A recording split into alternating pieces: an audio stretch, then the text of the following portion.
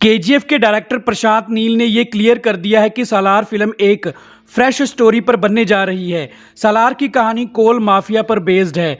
तो दोस्तों, सालार की स्टोरी आज हम आपको इस वीडियो में सुनाने जा रहे हैं। कहानी शुरू होती है ईयर 1970 से, जब कोल यानी ब्लैक गोल्ड के बिजनेस में माफिया डॉन राजा मनार कई सालों से इंडिया पर राज कर रहा है।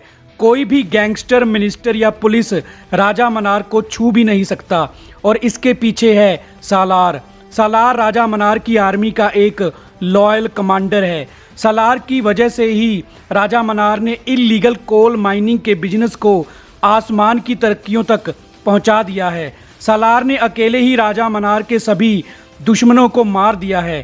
क्राइम ब्रांच भी अब सालार को अरेस्ट करना चाहते हैं, लेकिन पुलिस और गवर्नमेंट को ये समझ में नहीं आ रहा होता कि सालार खुद इतना पावरफुल है तो वो राजा मनार का गुलाम बनकर उसके लिए काम क्यों कर रहा है। सालार चाहे तो खुद कोल माफिया का किंग बन सकता है, लेकिन सालार राजा मनार का कमांडर ही क्यों बने रहना चाहता है।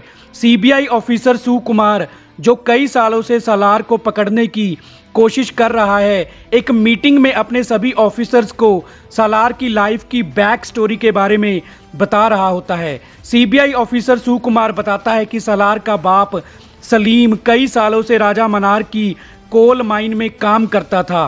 13 साल की उम्र में सालार भी अपने बाप के साथ माइनिंग में हेल्प करवाता था। एक दिन जब सालार का बाप मजदूरों के साथ माइन के अंदर था, तब सालार ने गलती से माइन में ब्लास्ट कर दिया, जिस वजह से माइन के अंदर मौजूद 21 मजदूर मर गए, जिसमें सालार का बाप भी शामिल था। जब पुलिस को इसके बारे में पता चला तो गवर्नमेंट ने राजा मनार की माइन को बंद करवाने के ऑर्डर्स दे दिए और राजा मनार को पुलिस पकड़ने के लिए आ गई।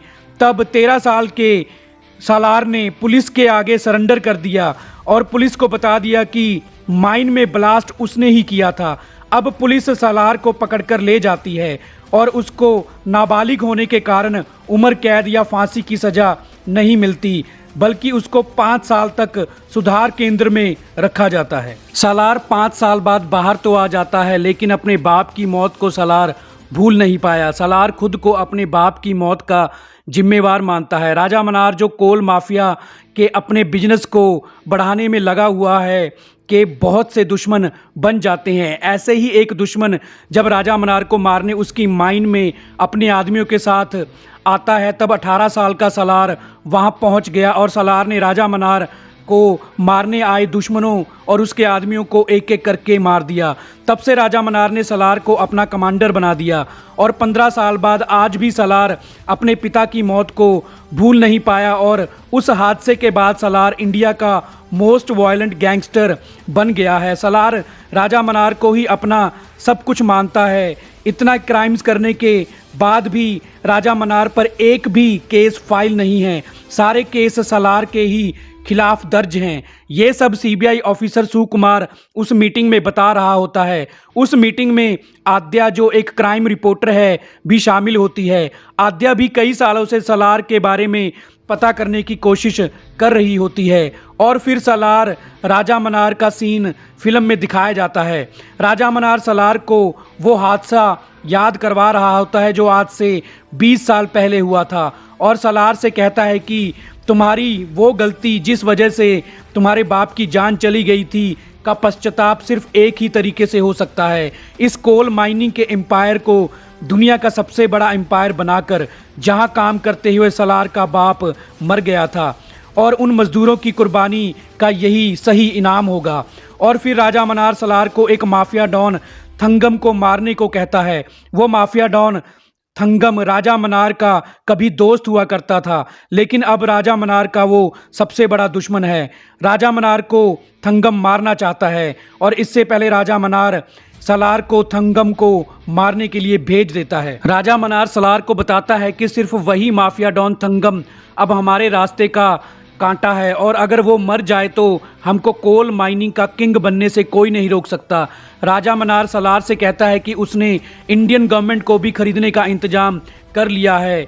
थंगम के मरते ही गवर्नमेंट भी हमारे हक में हो जाएगी। अब सालार माफिया डॉन थंगम को मारने उसके अड्डे पर अकेला ही चला जाता है। क्राइम रिपोर्टर आद्या को सालार के इस एक्शन के बारे में पता चल जाता है और आद्या भी सीक्रेटली सालार का पीछा करते हुए थंगम के अड्डे पर चली जाती है। थंगम जो एक माइन में छुपकर रह रहा होता है को सालार ढूंढ लेता है। सालार पहले थंगम के आदमियों को मार देता है और फिर जब सालार थंगम को मारने ही वाला होता है तब सालार को थंगम बताता है कि मुझे मारने के बाद राजा मनार तुम्हें भी वैसे ही मरवा देगा जैसे राजा मनार ने सालार के बाप को मरवा दिया था। थंगम सालार को बताता है कि राजा मनार सालार का इस्तेमाल कर रहा है और मकसद पूरा होने के बाद राजा मनार सालार को भी मार देगा। अभी थंगम ये सब सालार को बता ही रहा होता है तभी उस माइन में जोरदार ब्लास्ट होने शुरू हो जाते हैं और थंगम उस ब्लास्ट में मारा जाता है।